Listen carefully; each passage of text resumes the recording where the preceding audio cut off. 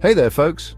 Welcome to another exciting episode where we explore the fascinating world of digital currencies.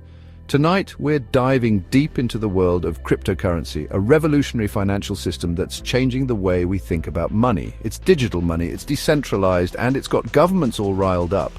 But what exactly does that mean for you and me? Imagine a world where you don't need banks to handle your money.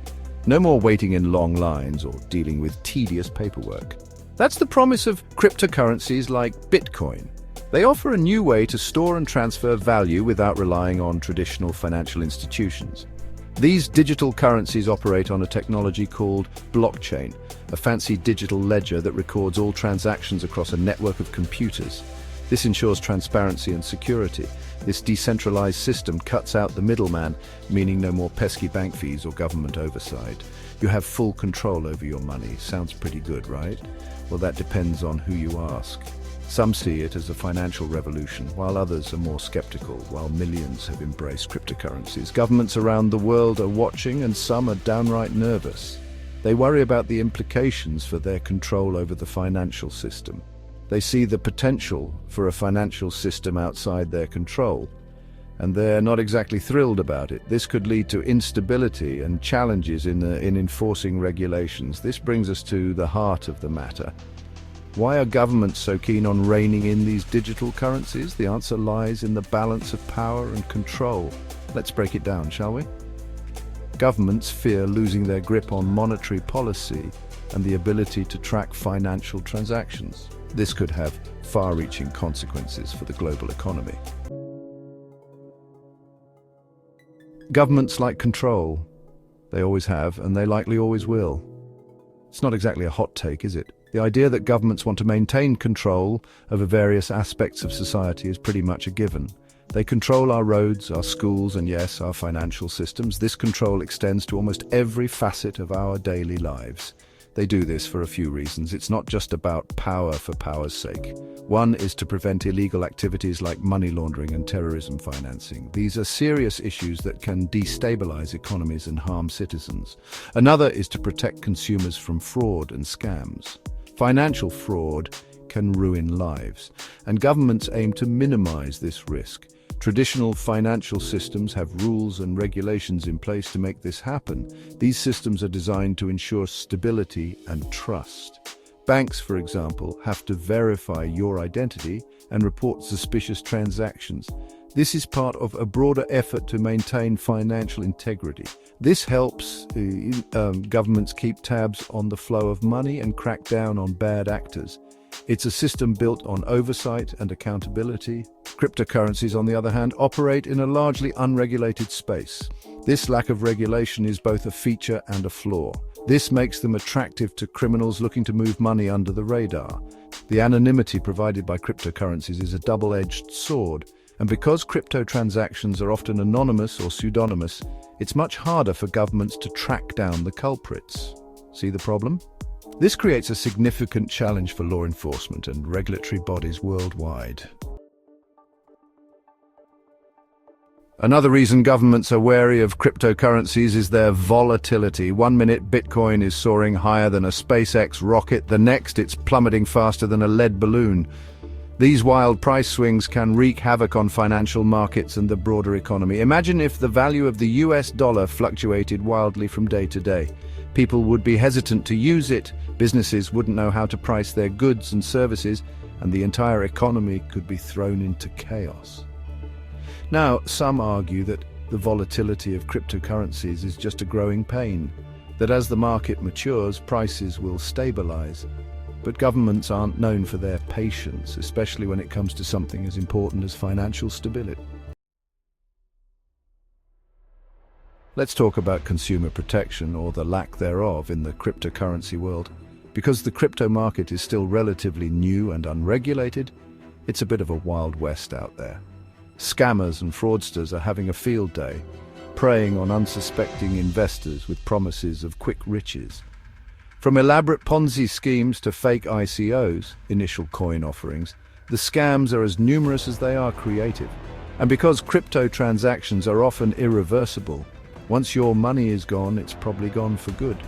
Now, governments aren't exactly known for their lightning-fast response times, but they are starting to wake up to the need for consumer protection in the crypto space. The question is, will it be too little, too late?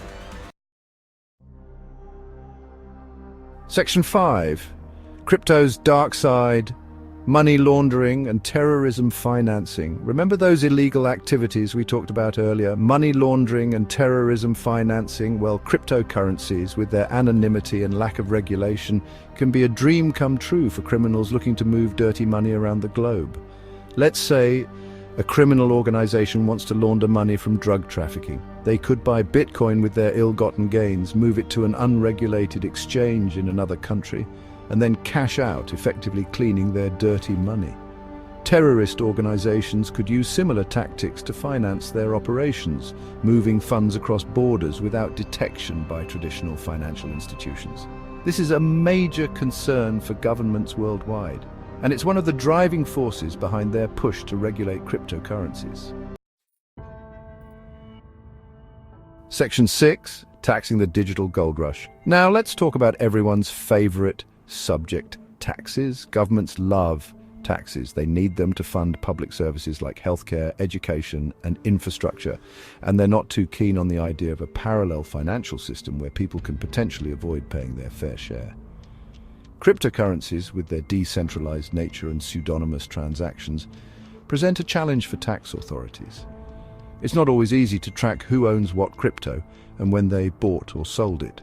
This makes it difficult for governments to collect capital gains taxes and other levies. So it's no surprise that governments are working on ways to bring cryptocurrencies into the tax fold. This includes requiring exchanges to report user activity and developing new tools to track crypto transactions. Section 7. Balancing act, innovation versus regulation.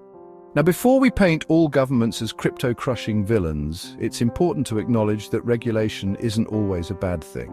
In fact, some argue that sensible regulation is necessary for the long-term health of the cryptocurrency market. Clear rules can provide much-needed clarity for businesses operating in the crypto space, attract institutional investors, and protect consumers from fraud and scams. The challenge for governments is to strike a balance between fostering innovation and mitigating risks.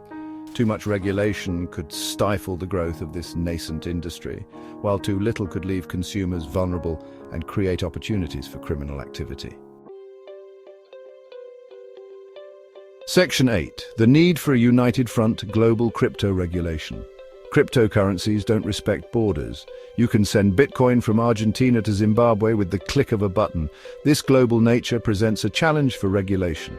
A patchwork of different rules and regulations from country to country would be difficult to enforce and could create loopholes for criminals to exploit. That's why international cooperation is key. Governments need to work together to develop a coordinated global framework for crypto regulation. This will help ensure a level playing field for businesses, protect consumers worldwide, and prevent the use of cryptocurrencies for illicit activities. Now, getting governments to agree on anything can be like herding cats, but the stakes are too high to ignore. The future of finance may depend on it. Section 9. Case studies and the future of crypto regulation. So, how are governments around the world tackling the challenge of crypto regulation?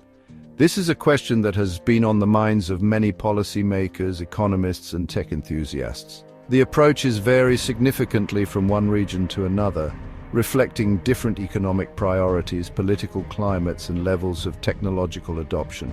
Let's look at a few examples to understand the diverse strategies being employed. China has taken a hardline stance, effectively banning all cryptocurrency-related activities. This includes trading, mining, and even advertising related to cryptocurrencies. The Chinese government cites concerns over financial stability, fraud, and energy consumption as key reasons for this stringent approach. The European Union, on the other hand, is taking a more measured approach with its markets in crypto assets (MiCA) regulation. MiCA aims to create a comprehensive framework for the crypto industry, focusing on consumer protection, market integrity, and financial stability. This regulation is seen as a way to foster innovation while ensuring that risks are managed effectively. The United States, as usual, is somewhere in between. US regulators are grappling with how to oversee this rapidly evolving market. Different agencies such as the SEC and CFTC have different views on how cryptocurrencies should be classified and regulated. This has led to a somewhat fragmented approach, but efforts are ongoing to create a more unified regulatory framework. The future of cryptocurrency regulation is still being written. As technology continues to evolve, so too will the regulatory landscape. New challenges and opportunities will emerge, requiring adaptive and forward-thinking policies. But one thing is clear, cryptocurrencies are here to stay. They are becoming increasingly integrated into everyday life, from online shopping to investment portfolios. This growing adoption underscores the need for effective regulation, and as they become more integrated into the global financial system, governments will need to adapt and find ways to regulate them effectively. This will involve international cooperation and a willingness to embrace new technologies. The question is, will they rise to the challenge? That's our show, folks. Stay tuned for more insights into the world of cryptocurrency and its ever-evolving landscape.